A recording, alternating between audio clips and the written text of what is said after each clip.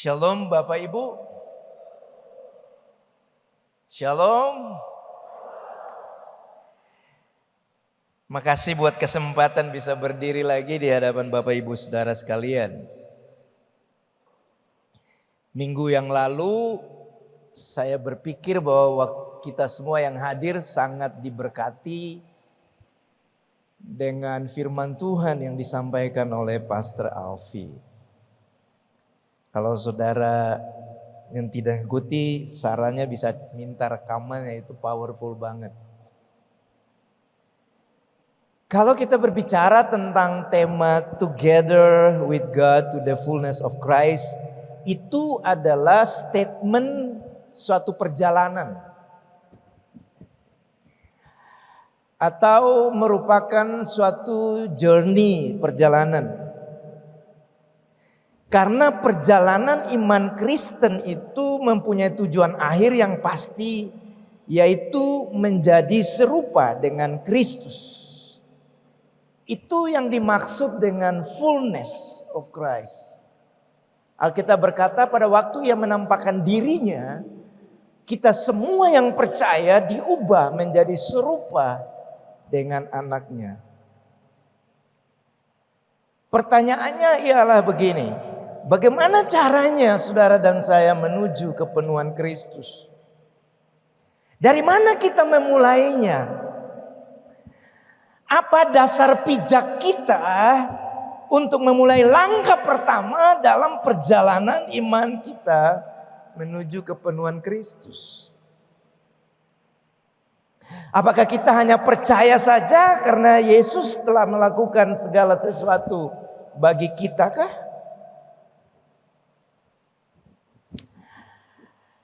Ataukah kita perlu berbuat sesuatu? Beberapa hal yang kita percayai sebagai dasar pijak, antara lain yang telah saudara dan saya dengar minggu yang lalu, yaitu kasih Tuhan, betapa dalamnya Tuhan mengasihi kita. Juga disinggung, ada dua hal yang disinggung oleh Pastor Alfi kemarin, yaitu hukum Taurat dan kasih karunia. Dasar pijak kita yang pertama untuk memulainya perjalanan iman kita, selain kasih Tuhan, adalah anugerah atau kasih karunia. Berbicara tentang kasih karunia Bapak Ibu, berarti kita berbicara tentang keselamatan. Maka kita mulai dengan satu fakta bahwa keselamatan itu diberikan kepada kita karena anugerah Tuhan. Kalau Bapak Ibu suka judul, saya kasih judul anugerah dan tanggung jawab iman Kristen. Anugerah atau kasih karunia Bapak Ibu itu bermakna beberapa hal. Yang pertama, Allah adalah sumber keselamatan. Iman Kristen menegaskan bahwa Allah satu-satunya sumber keselamatan kita melalui Tuhan Yesus Kristus. Salah satu kredo orang percaya berbunyi demikian. Dan keselamatan tidak ada di dalam siapapun juga selain di dalam Dia, sebab di bawah kolong langit ini tidak ada nama lain yang diberikan kepada manusia yang olehnya kita dapat diselamatkan. Tuhan Yesus mempertebal itu dan berkata, "Akulah jalan, kebenaran, dan hidup, tidak ada seorang pun yang sampai kepada Bapa kecuali melalui aku." Orang bisa membuat pernyataan yang lebih lunak daripada itu, atau mencoba meniadakan fakta ini, atau menyangganya dengan berkata, artinya tidak seperti itu, konteksnya tidak seperti itu dan sebagainya. Tetapi apapun pendapat orang tidak akan mengubah fakta Alkitab bahwa Dia adalah satu-satunya jalan. Jika ada orang yang percaya bahwa keselamatan di luar fakta tersebut, maka ia harus menyingkirkan Alkitab dari kehidupannya. Barulah ia bebas berselancar di atas gelombang opini yang berkata bahwa Yesus bukanlah satu-satunya jalan keselamatan. Anugerah atau kasih karunia juga mempunyai makna berikut, Bapak Ibu. Diselamatkan bukan karena andil manusia. Apa yang dimaksud dengan Kristus melakukan semuanya bagi kita dan kita tinggal percaya atas apa yang sudah dilakukan Kristus?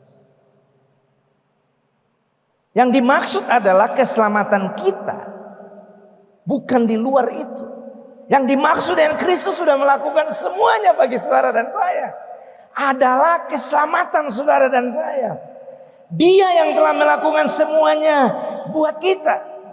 Kontribusi tunggal saudara dan saya hanyalah meresponinya dengan berkata, aku percaya. Contoh Alkitab yang paling klasik adalah penjahat yang ada disalib bersama dengan Tuhan Yesus. Mungkin nanti kalau kita pergi bertemu dengan dia, kita perlu bertanya, bagaimana kamu bisa selamat? Apa yang menyebabkan kamu bisa selamat? Mungkin kita bisa bertanya kepada dia. Lalu argumentasi kita adalah, kamu belum baptisan air, kamu belum katekisasi, kamu belum kingdom life. Kenapa kamu bisa selamat? Lalu supervisor malaikat datang dan dia berkata begini, iya, kami mau tahu apa yang membuat kamu diselamatkan. Jadi terjadi argumentasi dialog. Orang penasaran, kenapa dia bisa selamat tanpa dia melewati yang lain-lain.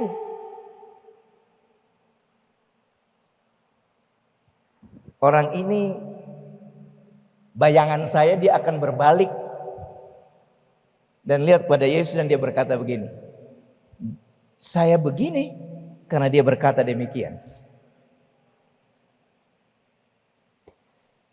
Saya ada di sini karena dia yang bilang begitu.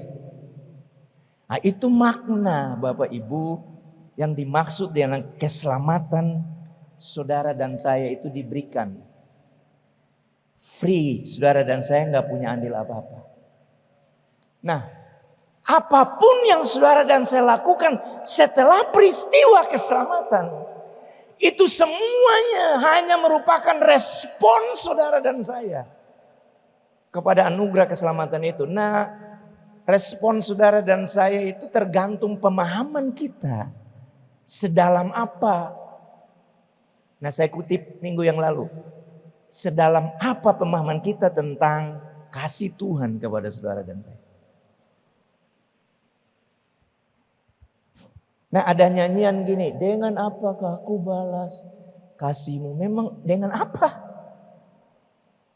Semua yang saudara lakukan dalam pelayanan, yang kita lakukan dalam pelayanan, apapun di dalam jemaat lokal ini, saudara nggak bisa itu label, saudara labelkan dengan berkata, ini saya ingin membalas kasih Tuhan. Karena tidak ada di antara saudara dan saya yang mampu untuk membalas kasih Tuhan. Tergantung alat bandingnya, alat ukurnya, alat comparisonnya. Siapa saudara? Kenapa mic-nya? Gini? Iya, terima kasih.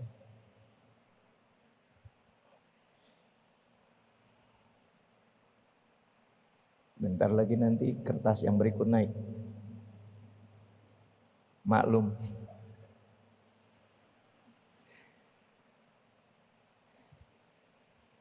Alat bandingnya apa?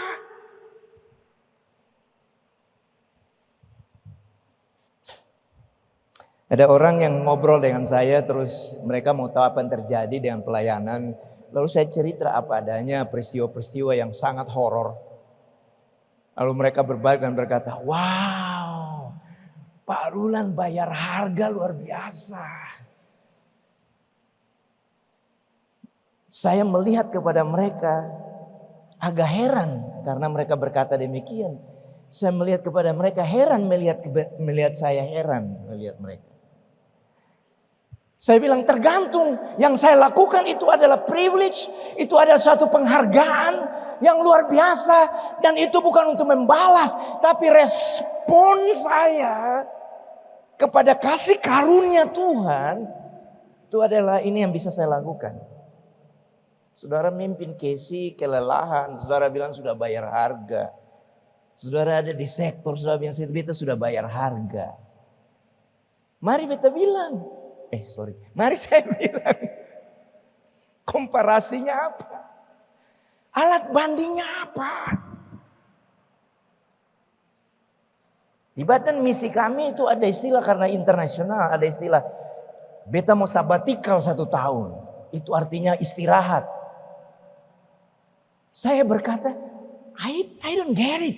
Aku gak ngerti yang dia maksudnya sabatikal itu apa sih? Istirahat dari melayani Tuhan gitu. Maksudnya apa? Karena 40 sekian tahun saya melayani, saya gak pernah sabatikal. Sabatikal saya itu ada di airport, di tempat kos dulu. Itu beta lagi sabatikal di situ.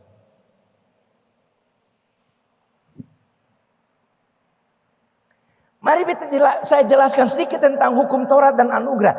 Ada persepsi umum orang percaya berkata begini, bahwa hukum Taurat itu lebih kejam, lebih berat dibanding dengan kasih karunia. Nah, statement itu ada benarnya dan juga tidak benar seluruhnya. Sehingga orang berpikir bahwa kasih karunia lebih gampang, lebih santai. Karena Tuhan sudah lakukan semua. Kita hanya percaya saja. Nanti dia tambahkan dan lain sebagainya. Karena ini zamannya anugerah. Bapak Ibu izinkan saya berkata, benar hukum Taurat itu susah. Tapi tanggung jawab anugerah itu lebih berat daripada masa hukum Taurat. Mari saya kasih contoh. Hukum Taurat berkata, kalau kamu kedapatan berzina, hukumnya dirajam dengan batu sampai mati. Betul Bapak Ibu? Betul kah? Anugerah bilang begini, jangankan berzina, kamu lihat dengan tergerak syahwat kamu udah berzina. Saya mau tanya, mana yang lebih berat?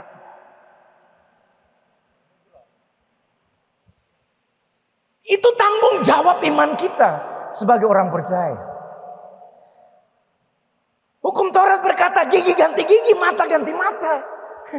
Anugerah bilang gini, mau bilang sengleng.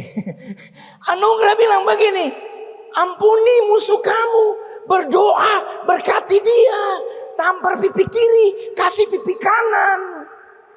Karena anugerah itu saudaraku, saudara dan saya membawa label yang bernama values of the kingdom. Nilai-nilai kerajaan Allah. Nilai kerajaan itu disebut sungsang. Dia sungsang karena nilainya bertolak belakang dengan yang berlaku secara fisik. Makanya tidak ada yang membantu saudara to the fullness of Christ kalau saudara sendiri nggak activate saudara punya iman dan tindakan saudara.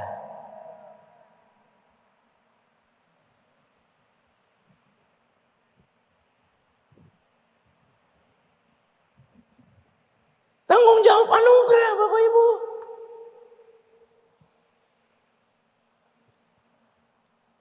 Barang siapa mengikut aku, ia harus membenci ayahnya, ibunya, bla bla bla. Tentu itu tidak berarti liter lex, tapi lebih berat itu Bapak Ibu sebenarnya.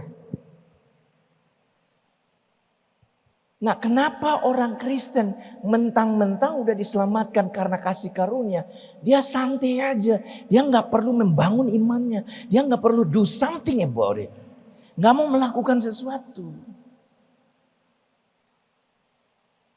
Nah, ada yang gak seimbang di dalam praksis iman saudara dan saya. Anugerah atau kasih karunia meminta kita pikul salib dan mati terhadap diri kita setiap hari. Anugerah berkata kamu sudah merdeka, tetapi janganlah memakai kemerdekaanmu sebagai kesempatan untuk hidup dalam dosa. Itu hukum anugerah. Anugerah bukanlah lisensi bagi kita untuk bebas melakukan dosa dan pelanggaran. Justru anugerah atau kasih karunia memberikan kepada kita sense of responsibility, rasa tanggung jawab untuk semakin bertumbuh dan berkenan kepada Tuhan. Fullness of Christ itu apa ya? Ada penggalan-penggalannya saudara dan saya mesti. Ada milestone-nya, ada patok-patoknya yang saudara dan saya mesti melangkah melewati satu demi satu. Dia nggak di drop langsung saudara dan saya serupa dengan Kristus. Tanggung jawab orang percaya, salah satu ayat yang terkenal dikatakan oleh Paulus begini Bapak Ibu. Kerjakanlah keselamatanmu dengan takut dan gentar. Keselamatan saudara dan saya tidak bersifat pasif, tetapi aktif, progresif menuju kepenuhan Kristus. Saya ulangi, dasar pijak kita yang pertama, minggu lalu kita dengar itu pijakan mengerti betapa dalamnya kasih Tuhan.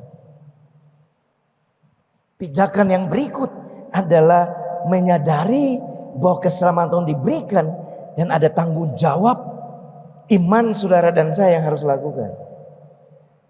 Apa maksudnya kerjakan keselamatanmu dengan takut dan gentar? Apakah artinya kita berusaha untuk selamat? Tentu bukan. Simpelnya begini Bapak Ibu. Kamu sudah merdeka. Gak bisa statis kamu. Kamu udah merdeka, harus berusaha setiap hari untuk mengisi kemerdekaan kamu. Menuju keserupaan dengan Kristus. Mari kita lihat 2 Petrus 1 Bapak Ibu. 2 Petrus 1 ayat yang ke-4 sampai dengan ayat yang ke-10. Dengan jalan itu Ia telah menganugerahkan kepada kita janji-janji yang berharga dan yang sangat besar.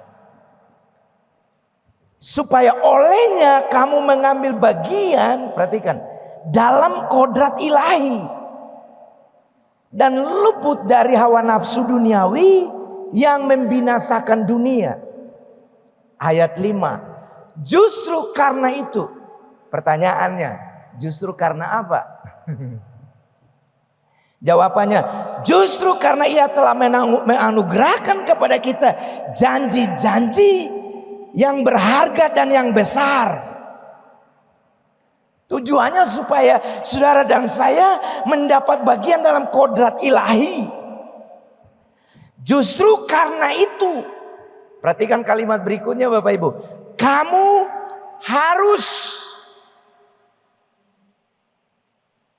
Siapa yang harus? Kita. Kamu harus dengan santai berusaha. Salah kah? Beta salah kutip kah? Justru karena kamu harus dengan sungguh-sungguh berusaha untuk menambahkan kepada imanmu kebajikan dan kepada kebajikan pengetahuan dan kepada pengetahuan penguasaan diri dan seterusnya. Bapak Ibu, saya potong kompas. Lompat ke ayat 9, ayat 8. Sebab apabila semuanya itu ada padamu dengan berlimpah-limpah, semuanya apa? Tambahkanlah kepada imanmu kebaikan, kepada pengetahuan dan seterusnya. Petrus berkata, kalau semuanya, apabila semuanya itu ada pada kamu dengan berlimpah, kamu akan dibuatnya menjadi giat dan berhasil dalam pengenalanmu akan Yesus Kristus Tuhan kita. Jadi Petrus kasih jalannya Bapak Ibu. Salah satu cara untuk lebih dalam pengenalan akan Tuhan. Dia bilang gini, jangan pasif. Tambahkanlah kepada imanmu. Berbuat baik. Setelah berbuat baik, lakukan ini dan itu dan seterusnya. Nah ayat 9 ini agak horor Bapak Ibu. Tetapi barang siapa, termasuk Rulan. Tetapi barang siapa tidak memiliki semuanya itu. Nah ini firman yang bilang bukan saya. Ia menjadi buta dan picik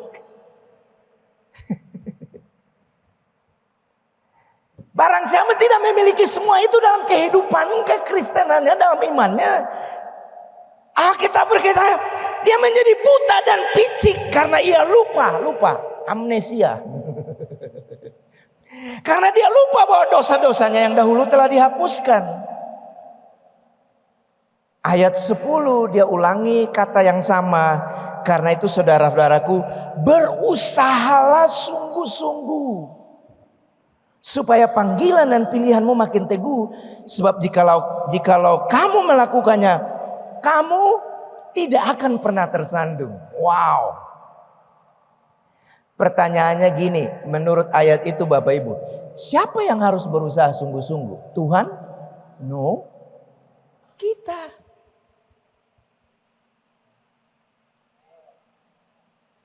Exercise free will saudara, memutuskan yang benar untuk membangun iman saudara menuju kepenuhan Kristus. Itu merupakan bentuk tanggung jawab iman kita sebagai orang percaya.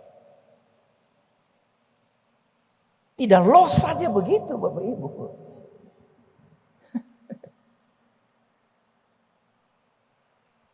Pak, beta susah nggak ada gairah. Tuhan berikan aku gairah. Enggak, you have to speak to yourself. Saudara bilang, encourage diri saudara sendiri. Daud lakukan itu kok. Daud bilang gini, hai jiwaku. Hai Rulen. Bangun. Bangkit. Kalau saudara berbuat baik, puji, kamu hebat Rulan.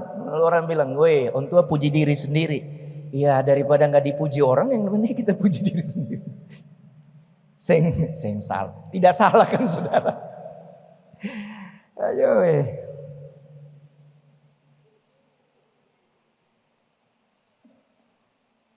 Saudara dan saya berusaha, tanda kutip, actionnya diperlukan. Saudara nggak bisa doa puasa, lalu tiba-tiba to the fullness of Christ. No. Sudah milestone keberapa? Patok mil keberapa? Kilometer keberapa saudara dan saya sudah melangkah? Sejak kilometer pertama, yaitu menerima anugerah dan keselamatan. Apakah kata mengerjakan keselamatanmu dengan takut dan gentar itu berarti kita yang menentukan keberhasilan kita menuju keserupaan dengan Yesus? Enggak. Karena kalau Bapak Ibu baca Filipi pasal 2 ayat 12. Hai saudara-saudaraku yang kekasih, kamu senantiasa taat, karena itu tetaplah kerjakan keselamatanmu dengan takut dan gentar. Bukan saja seperti waktu aku masih hadir, tetapi terlebih pula sekarang waktu aku tidak hadir. Ayat 13 ini jawabannya. Karena Allah lah yang mengerjakan di dalam kamu, baik kemauan maupun pekerjaan menurut kerelaannya. Jadi begitu saudara aktivasi, saudara punya free will dan bilang, aku mau Tuhan. Tuhan bilang gini, sesusah apa, aku akan backup kamu. Anugerahku cukup bagi kamu. Dan semua perangkat sudah diberikan, tapi kita pasif.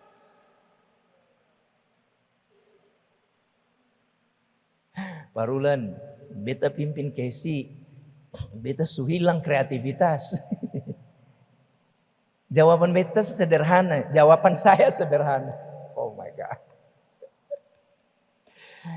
Cek hubungan kamu dengan Tuhan. Karena mustahil kamu dekat dengan Tuhan, lalu kamu kehilangan kreativitas. Berarti Allah yang kita sembah, Dia kaku tingkat dewa seperti saya.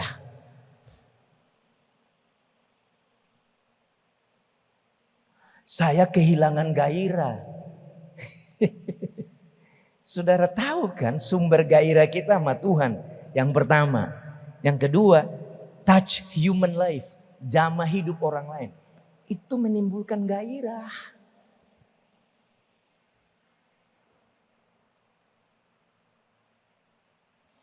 Saya baca saja beberapa bentuk tanggung jawab iman yang lain.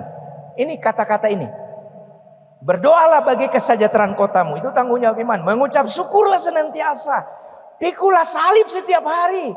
Berbuat baik kepada semua orang. terutama kepada saudara seiman, katanya daftarnya akan semakin panjang Bapak Ibu. Kalau saudara dan saya mau menjadi orang Kristen yang praksis, yang praktek, yang real gitu.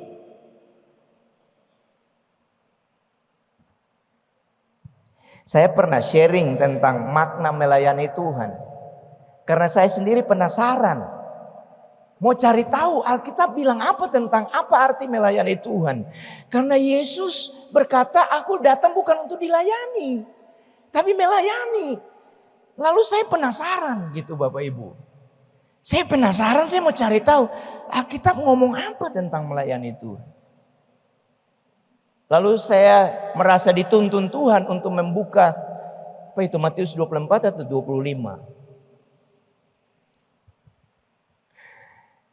Tentang pada akhir zaman dikatakan Tuhan akan memisahkan kambing dan domba. Kambing kiri, domba kanan.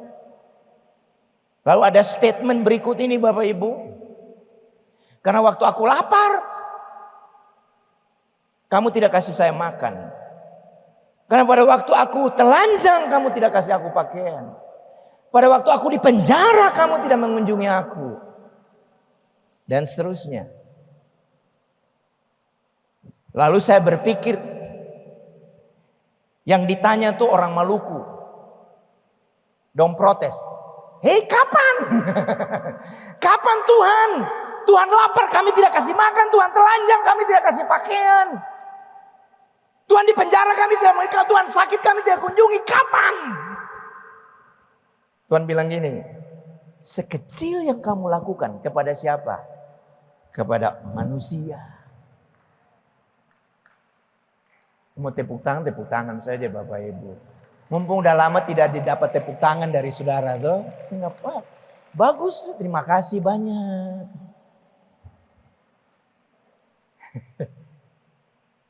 Apapun yang kamu lakukan, sekecil apapun, lakukan kepada manusia yang paling hina ini, yang paling kecil ini. Kamu melakukannya kepada aku. Nah, dari situ saya membuat kesimpulan sederhana. Melayani Tuhan itu sederhana. Apapun yang saudara lakukan kepada manusia yang lain. Di KC saudara berdoa buat orang lain. Saudara konseling, saudara doain dia, saudara tolong dia. Di luar tetangga saudara lagi butuh, saudara tolong dia. Saudara lagi melayani Tuhan. Saudara di bisnis, saudara tolong orang dalam kesusahan. Saudara lagi melayani Tuhan. Saudara di kantor, di pegawai, di pemerintahan. Saudara lagi tolong orang. Saudara lagi melayani Tuhan. Ada distorsi dalam paradigma berpikir kita. Kita dengar bahwa marketplace gini-gini dan lain sebagainya. Cuma kita lupa ingat bahwa selama saudara sebelum pensiun, saudara ditaruh Tuhan di situ dengan membawa semua nilai kerajaan. Dan mindset kita bukan mencari gaji di situ, tapi mindset kita adalah Tuhan kasih saudara platform untuk melayani. Kenapa? Karena hampir seluruh hidup usia produktif saudara terjunkan berikan di situ. Jangan bilang itu bukan melayani Tuhan. Nah, abad keberapa itu saya lupa, abad 4 atau 3-4. Ada pemisahan antara gereja dan negara, maka mulai muncul istilah-istilah yang ini duniawi, yang ini rohani.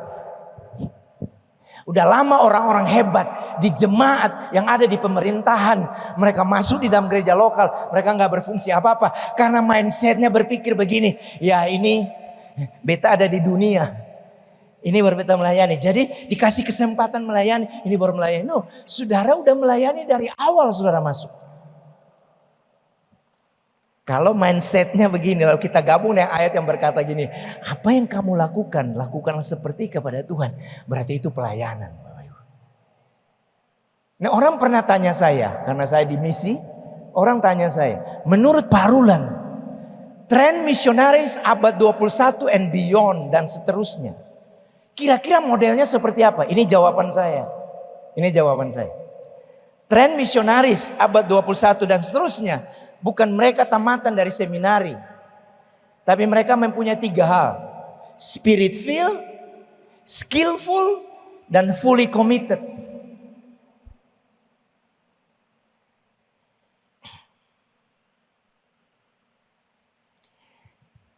Yang muncul yang penting dia manusia. Apapun yang saudara lakukan, saudara lagi melayani Tuhan.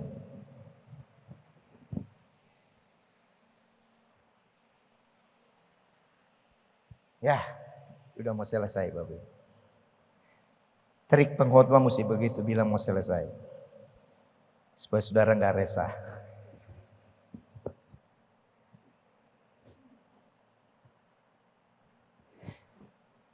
Semua itu Bapak Ibu kita yang memulai. Kita yang memutuskan untuk memulai. Kita memutuskan untuk melakukannya. Kita harus memerintah dan mengatur diri kita sendiri setiap hari. Bukan Tuhan dan bukan orang lain. Supaya kita bertumbuh menuju kepenuhan Kristus.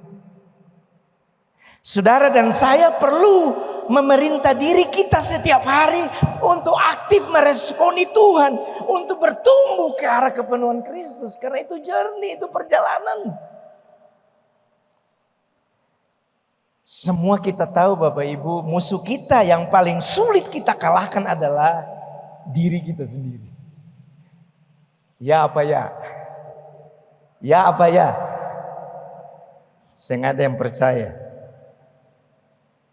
Jika saudara dan saya hidup di dalam anugerah, maka marilah kita bertanggung jawab dalam mengisinya dan berusaha bertumbuh ke arah kepenuhan Kristus, karena itu adalah ultimate goal. Itu adalah tujuan akhir dari perjalanan iman saudara dan saya. Nah, nanti bisa mengukur sendiri Bapak Ibu. Mengukur sendiri. Kira-kira menuju kepenuhan Kristus beta ada di mil keberapa atau kilometer keberapa. Jangan-jangan bertahun-tahun di kilometer yang sama saja, itu bahaya. Nenek saya dari kubur dia bilang ini, itu berbahaya cucuku.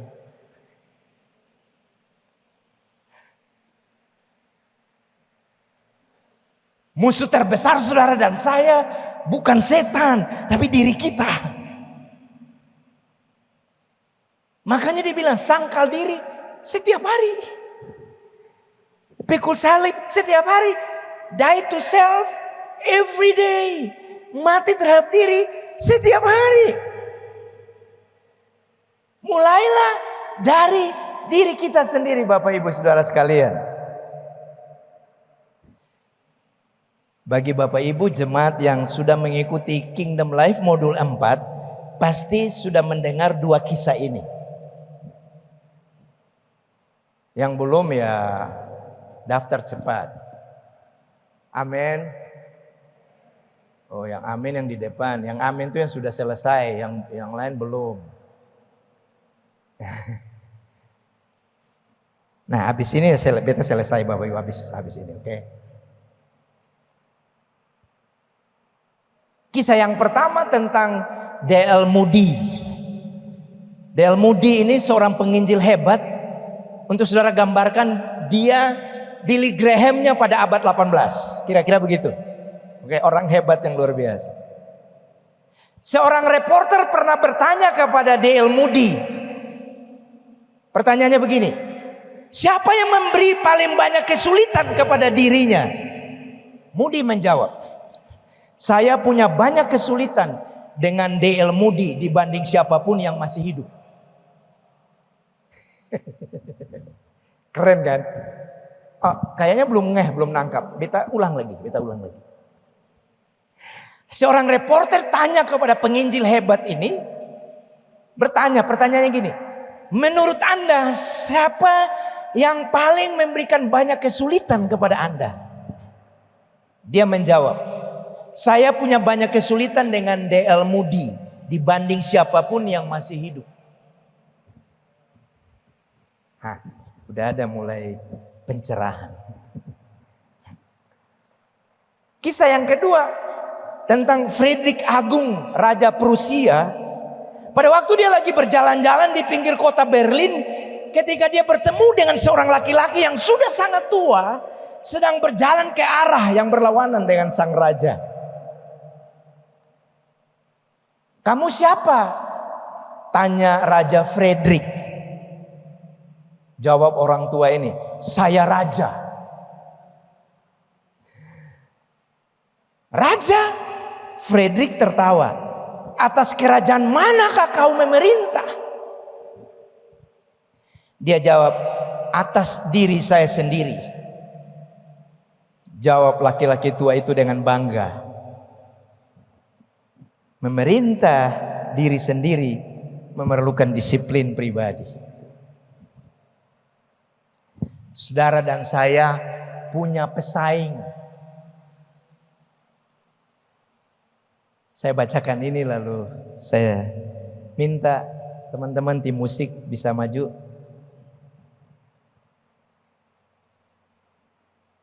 Ada saingan saudara dan saya.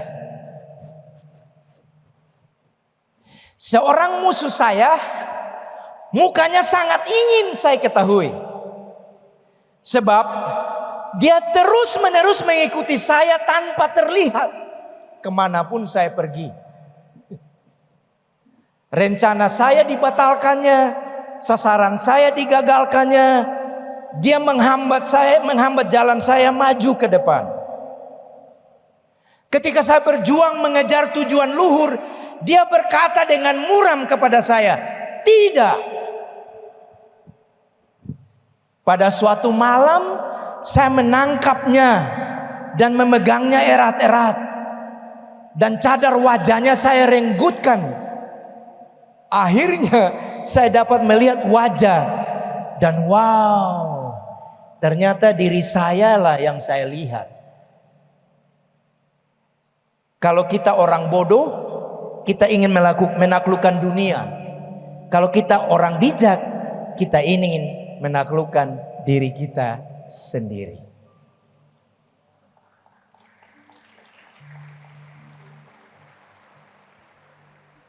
Mari jadilah orang percaya yang bertanggung jawab. Karena Allah sudah memberikan semuanya, anugerah dan kasih karunia. Mari kita menapak langkah demi langkah journey yang diberikan kepada kita menuju keserupaan dengan Kristus. Tuhan Yesus memberkati Bapak Ibu. Shalom.